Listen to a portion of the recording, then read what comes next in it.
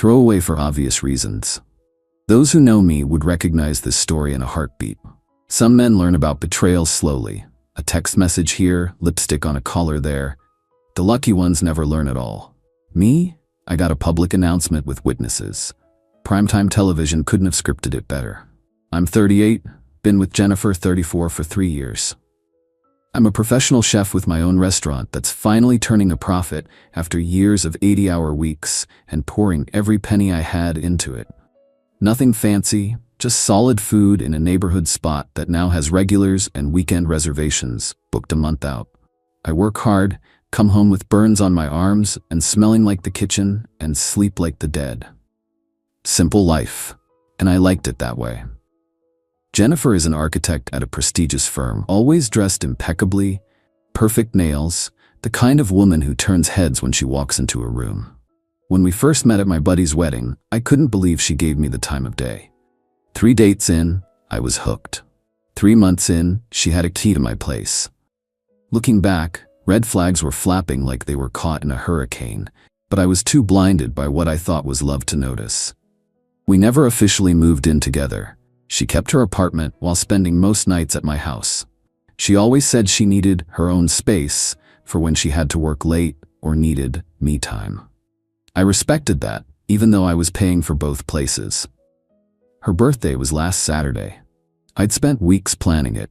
Booked the private room at Vincenzo's, her favorite Italian place, not mine. I could have hosted at my restaurant, but she always complained about mixing business with pleasure. I invited 20 of her closest friends, arranged for a custom cake with that fancy gold leaf shit she likes. Dropped $3 grand easy, but hey, that's what you do for someone you love, right? The dinner was going well. Good food, plenty of wine flowing, everyone laughing. Jennifer had been knocking back Aperol spritzes since we arrived. Not sloppy drunk, but definitely looser than usual. She was sitting at the head of the table, me to her right. Her work friends Megan and Taylor were there. A couple guys from her yoga class, her sister Chloe, some college buddies. Then came time for toasts. Her best friend Jade went first, telling some story about their college spring break. I went next, kept it simple. Told her I loved her and was looking forward to many more birthdays together. People clinked glasses, sipped their wine. That's when Jennifer stood up, glass in hand. I thought she was going to thank everyone for coming. Instead, she looked around the table with this little smirk, then put her hand on my shoulder. "This is my boyfriend, Reed," she announced, squeezing my shoulder a little too hard. "He pays the bills, buys the gifts, follows me around like a dog." She paused for effect, scanning the room, "and still thinks I'm actually in love with him." The table went quiet for about 2 seconds. Then her friends, her fucking friends, started laughing. Not everyone. Her sister looked mortified. But enough people laughed that it felt like the room was closing in on me. I must have had a look on my face because Jennifer rolled her eyes. "Oh my God, it's a joke," she said, but there was no warmth in it. I set my napkin on the table and stood up. Didn't say a word, just grabbed my jacket from the back of the chair. "Where are you going?" she asked, annoyed, like I was ruining her night. "Home," I said quietly. Didn't want to cause a scene. Just needed to get out of there before I said something I'd regret. That's when she hit me with it, loud enough for the entire table to hear. "Don't be so sensitive, you know you'll come crawling back anyway." She said it with such certainty, such dismissiveness, like it was established fact. Like I was some trained pet who'd always return no matter how badly I was treated. I didn't say a word, just walked out, drove home in silence. No radio, no calls. Just the sound of tires on asphalt and my own thoughts spinning like a hurricane. What the hell had just happened? More importantly, why wasn't I more surprised? When I got home to my house, not huge but mine, with a decent backyard and the deck I built last summer, I poured myself 2 fingers of bourbon and sat outside. 3 years of memories suddenly looked different in retrospect. The constant comments about how my hands were rough, how I always smelled like food, how she could never take me to meet certain friends because I wouldn't get their conversations. The way she'd roll her eyes when I talked about the restaurant. The jokes about finding someone more sophisticated. The mysterious late nights at the office. I wasn't an idiot. I knew she loved the lifestyle my growing success provided more than she loved me. But I guess I thought that would evolve into something real over time. What a fucking joke. My phone blew up for a while. Texts from Jennifer ranging from angry, way to ruin my birthday, to defensive, it was just a joke, to pleading, baby please come back. I silenced the notifications, but didn't block her number. Wanted to keep a record of everything in case things escalated. Sunday morning, I woke up with clarity I hadn't felt in years. I gathered everything of Jennifer's in my house. Clothes, makeup, jewelry, the stupid exercise bike she bought and used twice, and packed it all neatly in boxes. Took me about 3 hours. I placed her tea on top of one box and loaded everything into my truck. I drove to her apartment. She'd given me a key when we started dating, and I still used it occasionally to drop things off or wait for her when she was running late. I let myself in and stacked all the boxes in her living room. Then I wrote a short note. Consider this me not crawling back. Your rent is paid through the end of the month. After that, you're on your own. Left my key on top of the note and walked out. By Sunday afternoon, my phone was blowing up again. Jennifer must have gone home and found the boxes. I knew because she texted me a photo of them stacked in her living room with the caption, "Really? This is how you're handling things?" The text turned frantic. Calls every 5 minutes. I didn't answer. Instead, I called my lawyer, explained the situation, and asked him to draft something officially ending any financial obligations I had toward her. Called my bank and removed her as an authorized user on my credit card. Changed the passwords on all my streaming services. I'll admit Sunday night was rough. I've built my life around being a reliable guy.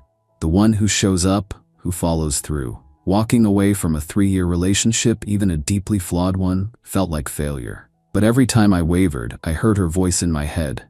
You know you'll come crawling back anyway. Like hell I would. Monday morning, I went to work as usual. Buried myself in prep work, menu planning, staff scheduling. Told my sous chef Marcus what had happened. He nodded, said, "She never deserved you, boss," and that was that. No drama, no pity party. Just understanding and moving forward. This is why I prefer the company of people who work in kitchens. There's an honesty there that I've always respected. Monday night, Jennifer escalated. Started posting on social media about how someone was having a midlife crisis and throwing away the best thing that ever happened to him. Her friends commented with support, calling me toxic and immature. I blocked them all on social media, but still kept her number unblocked on my phone, just documenting everything without responding. Tuesday was more of the same, except she started using mutual friends as intermediaries. "Jennifer's really upset, man," texted my buddy Chris. "Maybe hear her out?" I explained what happened. He didn't text again. This morning, Wednesday, things took a turn I didn't expect. I was getting ready for work when someone knocked on my door. I opened it to find Jennifer's mother, Susan, standing there looking distraught. Susan's always been kind to me, treated me like the son she never had. She's the one who first told me my beef bourguignon was the best she'd ever tasted. Seeing her on my doorstep, eyes red-rimmed from crying, nearly broke my resolve. "Reed," she said, her voice cracking. "Please call Jennifer back. She hasn't eaten in 2 days. She's a mess." I invited Susan in, made her some coffee, and gently explained what had happened at the birthday dinner. Her face fell as I spoke. She said, "You just walked out without reason," she whispered, looking down at her coffee cup, "that you'd been acting strange for weeks and then just left." I wasn't surprised Jennifer had spun the story. She was never one to take responsibility. "Susan," I said, "I cared about your daughter. Probably still do if I'm honest. But I can't be with someone who has such little respect for me, who would humiliate me in front of her friends and then expect me to crawl back." Susan nodded slowly. "I understand," she said finally. "I raised her better than this. I'm so sorry, Reed." She left soon after, hugging me tightly at the door. As I watched her drive away, I felt a weight lift. Even if Jennifer never acknowledges what she did, at least someone in her family knows the truth. It's now evening on Wednesday as I write this. Jennifer has been escalating all day. She's had her sister call my brother, her yoga instructor email my sous chef, and based on my home security camera installed after a break-in last year, she drove by my house twice. I haven't responded to anyone. The silence feels powerful in a way I never expected. Tonight, I've been sitting here thinking about dignity, about self-respect, about the difference between being reliable and being a doormat. For too long, I confused the two. Not anymore. To anyone who's been in my shoes, someone who gives and gives until there's nothing left, who accepts scraps of affection as if they're feasts, I hope you find the strength to walk away. It hurts like hell at first, but there's peace on the other side. Trust me on this. I don't know what tomorrow will bring. Maybe more flying monkeys sent by Jennifer, maybe the beginning of healing. Either way, one thing's certain, I won't be crawling back. Not today. Not ever. Update. 3 days later. Quick update since a lot of you asked. Yes, Jennifer is still trying to contact me. Her tactics have shifted from angry to remorseful. Yesterday she sent a handwritten letter delivered by courier. Who does that anymore? I read it. She claims she started therapy and realizes she has attachment issues stemming from childhood trauma. Maybe that's true, but it's not my problem to fix. Several people asked about financials. Yes, I've protected myself. My lawyer sent her an official letter outlining the end of any financial support. The apartment lease is in her name only, though I was voluntarily paying it as a gesture of support. The car is mine. She has her own. I've documented everything in case she tries to claim we were common law married or some shit. Her sister Chloe actually reached out to apologize for Jennifer's behavior.